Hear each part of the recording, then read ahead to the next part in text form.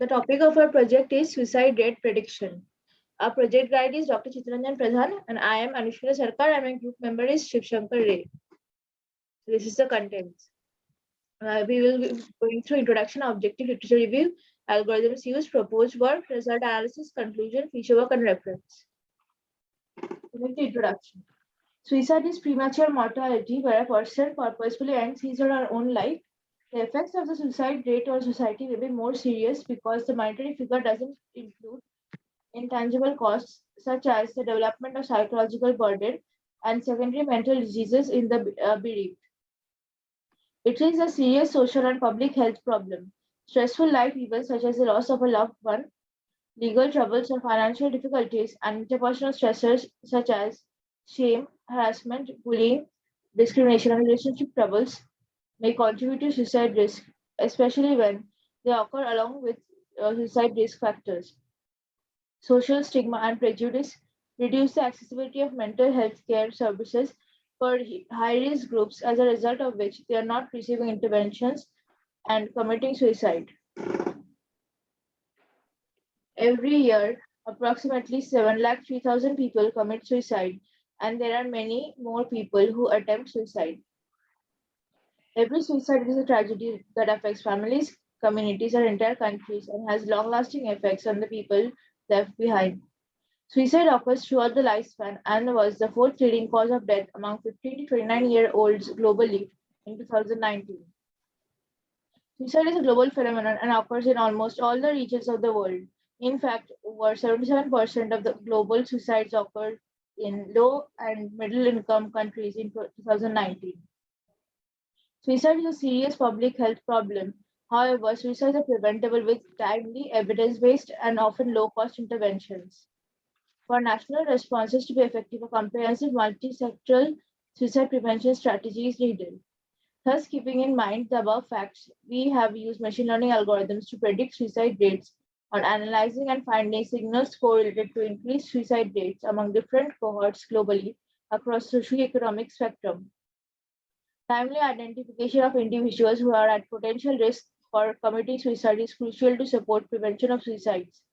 Machine learning is coming up as a promising approach to support this objective. Machine learning is broadly defined as a set of mathematical models and computational algorithms designed to automatically learn complex patterns between predictors and outcomes from example data without being explicitly programmed to do so. The model's performance continuously improves over time by learning from newly available data.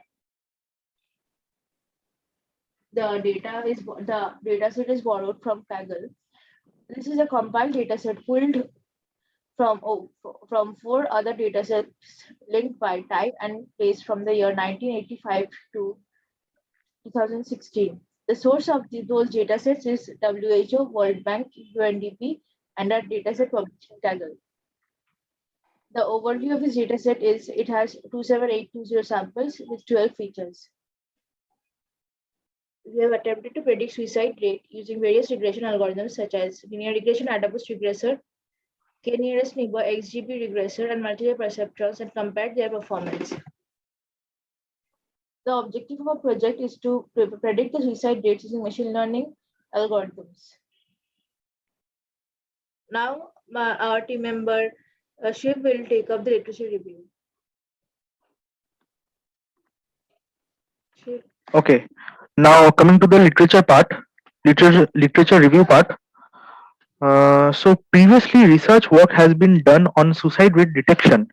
Previously, a group of scientists from United States published a paper on applying machine learning approaches to suicide prediction using healthcare data, which is overview and future direction. So their paper provides an overview of machine learning applied to suicide prediction, summarizes exemplar published studies for illustration, and explores future direction for research. Another research whose paper was published on February 18, 2020, which is predicting death by suicide following an emergency department visit for parasuicide with administrative healthcare system data and machine learning. In this paper, uh, The performance of prediction models that qualifies the risk of death by suicide within 90 days of an ED visit for parasuicide with predictor available in administrative healthcare system data.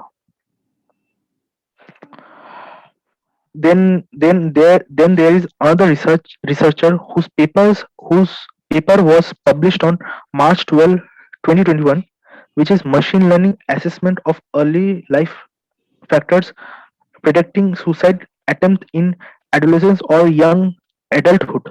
Their in their paper, they identified and evaluated the ability of early life factors for predict suicide attempts in adolescents and young adults from the general population.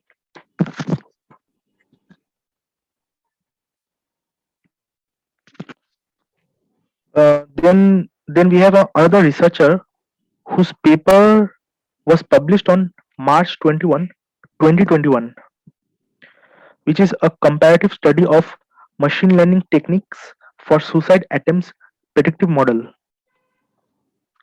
Their paper aims to develop a predictive model for suicide attempts among patients with depression using machine learning algorithms, as well as presents a comparative study on single predictive models with ensemble predictive models for differentiating depressed patients with suicide attempts from non-suicide attempters.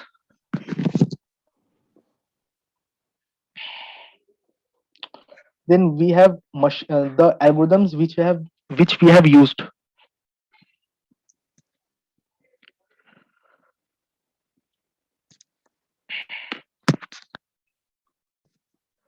So the main purpose of project methodology is to enable the controlling of the entire management process through effective decision making and problem solving while ensuring the success of specific techniques, methods, approaches, technologies, and processes. So the following are the algorithms which we have used. The first one, which is linear regression. Linear regression is a statistical regression method which is used for predictive analysis. It is one of the simple algorithms which works on the regression and shows the relationship between the continuous variables. It is used for solving the regression problem in machine learning. Then the second one we have AdaBoost regression. An AdaBoost regressor An AdaBoost regressor is a meta-estimator that begins by fitting a regressor on the original dataset uh, and then it fits additional copies of the regressor on the same dataset, but where the weights of instances are adjusted according to the error of current prediction. The third one is the k nearest neighbor regression. The KNN regression is a non-parametric method that, in an intuitive manner, approximates the association between independent variables and the continuous outcome by averaging the observation in the same neighborhood.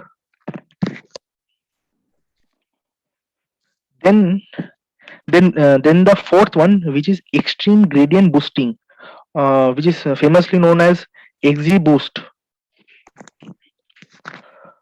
Gradient boosting denotes a class of ensemble machine learning algorithms that can be used for regression and classification predictive modeling problems.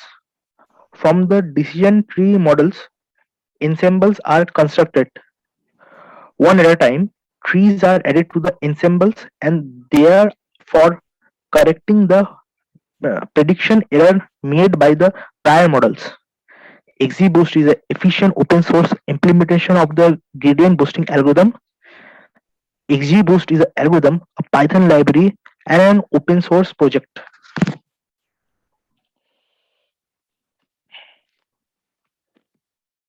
And the fifth algorithm which we have used is multi-layer perceptron regression.